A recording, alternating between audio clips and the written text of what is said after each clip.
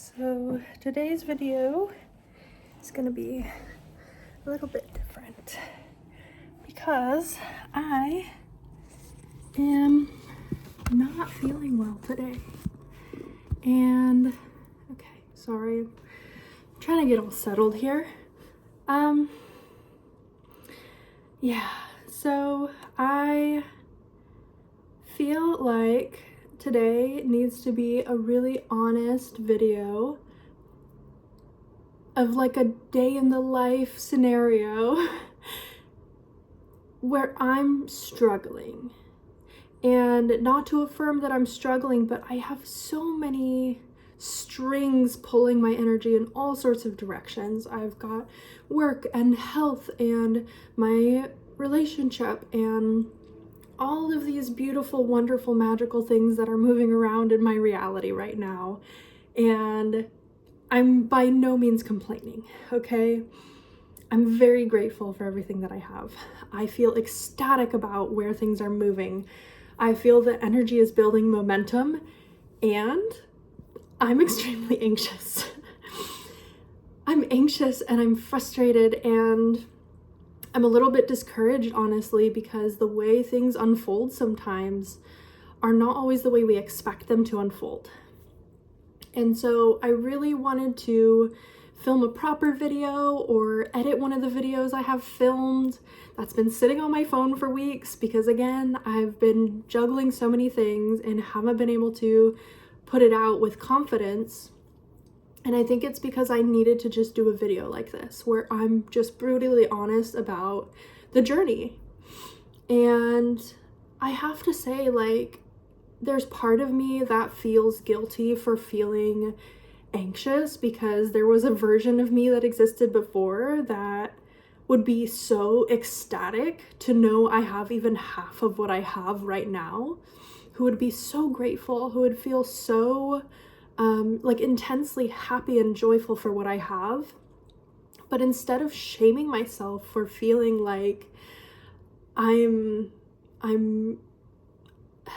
not where I want to be, and instead of like doubling down on being hard on myself like I normally am in these situations, the current version of me, the version of me that I've become, is so graceful towards herself. She's so gentle with herself and she is so patient with herself. And I was having these like flurry of thoughts earlier in the middle of my workday, and I realized, like, I just stopped myself in the moment and I was like, you know what? The old you was struggling so much more. And you don't even recognize how much you've already been through. So in this moment, just take a minute and think about everything you've already overcome. Think about everything. And of course, I didn't go down the list of difficult situations, but just on a grand scheme, like in the grand scale of things, I just sat with myself for a minute and I was like, you know what, self? Like, you're right. I have gone through a lot of tough stuff. Like, I have experienced some things in my life that were not easy, that there was no certainty, that I didn't have the confidence to go through. Excuse me.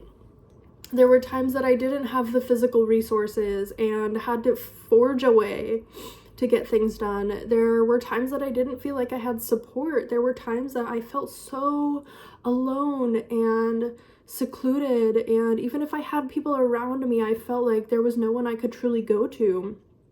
And that has greatly changed in my life right now. And you know, I guess the message of today is like, you're gonna get anxious. You're going to have these experiences when you're leveling up, when you're stepping into the new version of self that feels scary, where you feel the pressure and you feel the doubt and you feel a little bit of insecurity. And by no means am I insecure in terms of like who I am as a person and my character. I think I'm just experiencing a little bit of imposter syndrome because the moves that I'm making in my life feel really big. But they're only a reflection of the work I've done on myself. And so they feel big to my older self but they don't feel big to the person I am embodying now, the person I am becoming or have become that is ready for these manifestations. It's just that the goodness coming to me is new. And so my nervous system is doing its very best to keep me safe. And that means creating anxiety in my body, creating stressful responses, trying to suck me back into old habits, old patterns of behavior that have comforted me in the past.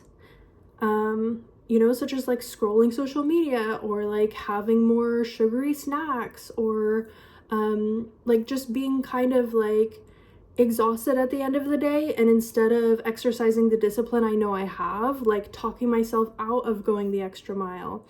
And like, I don't mean that there isn't a time for rest, but what I mean is I tend to fall into this cycle of like kind of giving up. Like I notice this pattern in me where when things start to feel like too much pressure, I run away. And the old me that did that is so used to doing that, but the current me looks at those behaviors and goes, is this really what we want to be doing right now? Or is this just what we've always done? Is this really who we want to be right now? Or is this just how we've always been? And it's that conflict, this inner argument between those two selves that are both trying to exist equally, but they can't. And so they're taking turns dominating my consciousness. They're taking turns dominating my behavior, and that's what's creating the stress, and that's what's creating the anxiety, and that is what's creating this feeling of pressure, this feeling of discomfort, this feeling of dysregulation in my nervous system. And I'm just grateful to be in a place where I can recognize those behaviors, where I can recognize the thought processes that are leading me down that path, where I can notice when I'm being critical of myself or being critical of others, and stop myself and go, do we do this when we are the happiest version of ourselves? No. When you are the happiest version of yourself, when you are the most fulfilled version of yourself, you are not criticizing others, and you are not criticizing yourself. Now, that doesn't mean that you go out into the world completely judgment-free with no discernment whatsoever. You have no direction of yourself. You're just kind of like moving through doing whatever you want. That doesn't mean you don't have discipline. And it doesn't mean that you are careless with your choices. It just means you're not tearing yourself or others down. And when you start to tear others down, that's a sign that you are being hard on yourself, and it's a sign that you are unsatisfied with your own behaviors, with your own state of being. And so that's one of my biggest indicators. When I'm starting to get really irritated with how people drive, or I'm starting to like scroll through social media and notice myself like, why are they doing that? Like, instead of saying, I'm glad you like that, like, I will yuck their yum. I will be like, ew, that's gross. Why would you like that?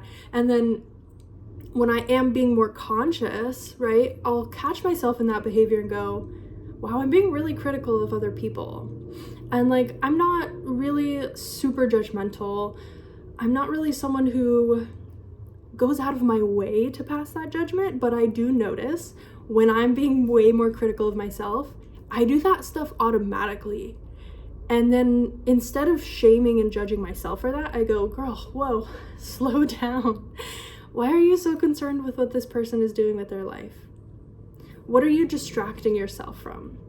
Because at the end of the day, that's what it really is. And I'm able to catch myself in these behaviors in the moment because I've become more aware of myself, because I've strengthened my relationship with myself, because I've completely immersed myself in this reality, in this identity. And I identify as someone who is self-aware. And I identify as someone who is mindful enough to stop myself when I'm headed in a direction I don't want to be in.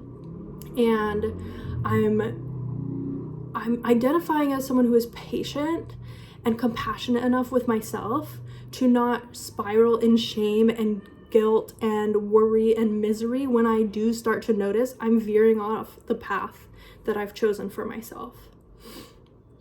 And, a year ago, I was doing it, but it was a lot harder.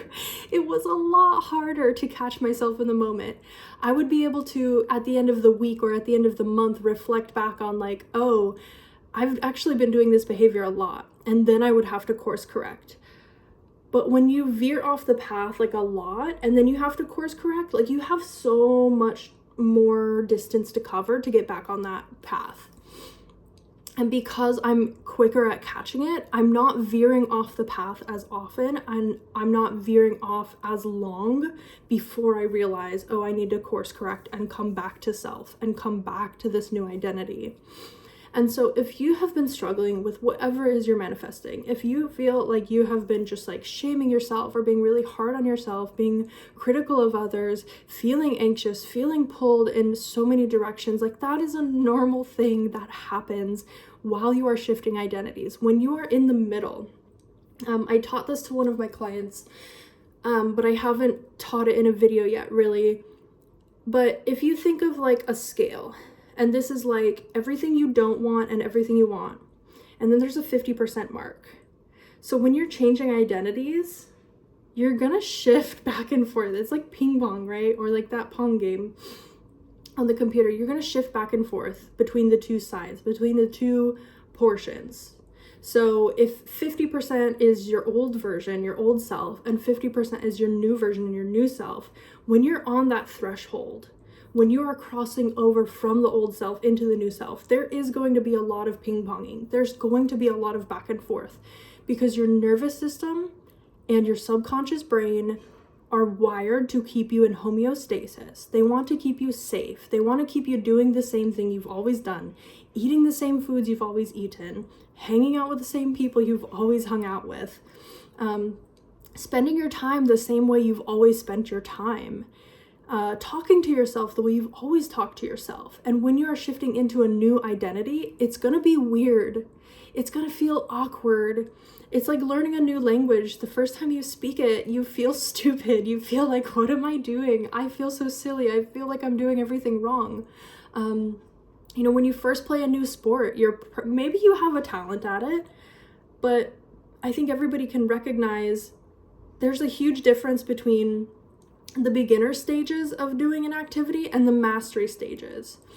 And so you have to accept that there is a beginner phase, and then there's a transition phase at that 50% threshold where you're not quite a beginner anymore, but you're also not a master. You're also not an expert on this new self. You're in that awkward kind of like puberty, right? Where you're no longer a child, but you're definitely not an adult.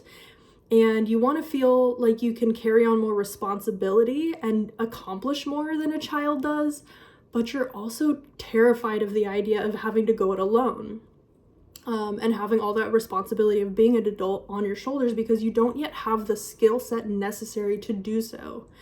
And as we make that same transition in identity between childhood and adulthood through puberty, it's the same thing when you shift identities. It's gonna be awkward and it's gonna feel messy and you're gonna feel anxious and you're gonna feel these new emotions coming up and these new buttons being pressed that you didn't realize were there. And you're becoming more aware of your old habits and behaviors. You're becoming more aware of how the past version of you maybe wasn't as disciplined, wasn't as mature, wasn't as level-headed, wasn't as emotionally resilient as the new version of you is.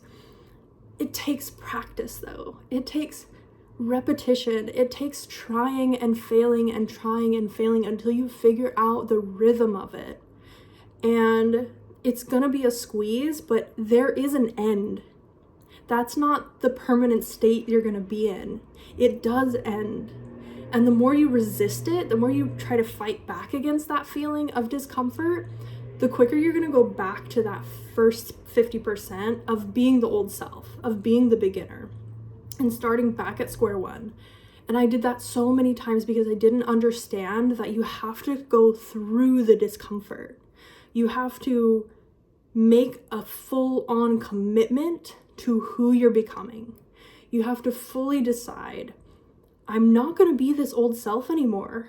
She was great. She got me far. She got me here. She got me all these beautiful things that I have today, and thank God she existed. but she can't come with me. She can't come with me where I'm going because I have to become a whole new person. And oh man, it is so crazy when you've done it. And I say this as someone who has changed my identity so many times. Ask my family. They're sick of me already. But I have changed who I have identified as so many times because I'm not afraid to put myself through that discomfort. I'm not afraid to feel that squeeze because I'm seeking an authentic experience here. And sometimes that authentic experience looks like discomfort, and it looks like confusion, and it looks like distress, and it looks like anxiety, and it doesn't feel good in the moment. But in the same way that running a marathon does not feel good at mile 23, the closer and closer you get, the more you feel that motivation in yourself of like, oh, I'm almost there. I'm so close. I'm right there. I'm right there. I can taste it. I can feel it. I can see it. And that's what you get to look forward to when you're in this in-between stage. So thank you so much for watching. Thank you for letting me vent my little frustrations. Thank you for supporting my channel. And you know, I've been coaching since 2020, and I have identified as so many different versions of myself that I have actually completely reinvented my business 2 times now. This is the 3rd iteration, number 3. This is the 3rd iteration of my coaching business because my beliefs and assumptions and understanding of manifestation has evolved so much. I had to detach from those previous versions. And alhamdulillah, I'm so glad that I did, because this feels the most authentic to me, and this feels the most like mastery to me, is being able to communicate now of these 4 whole years of experiencing big life changes and deep internal shifts that I now get to share with everyone, to inspire you, to motivate you, to be here with you as you're going through that uncomfortable squeeze, as you're going through those low moments, to tell you like, it's normal, it's okay, and you're not alone, and you got this, and we're gonna do it. So thank you again. I really appreciate all the time that you spend with me. I love this little community that we're making here. And I hope you have a good rest of your morning, afternoon, or evening, and stay blessed. Bye.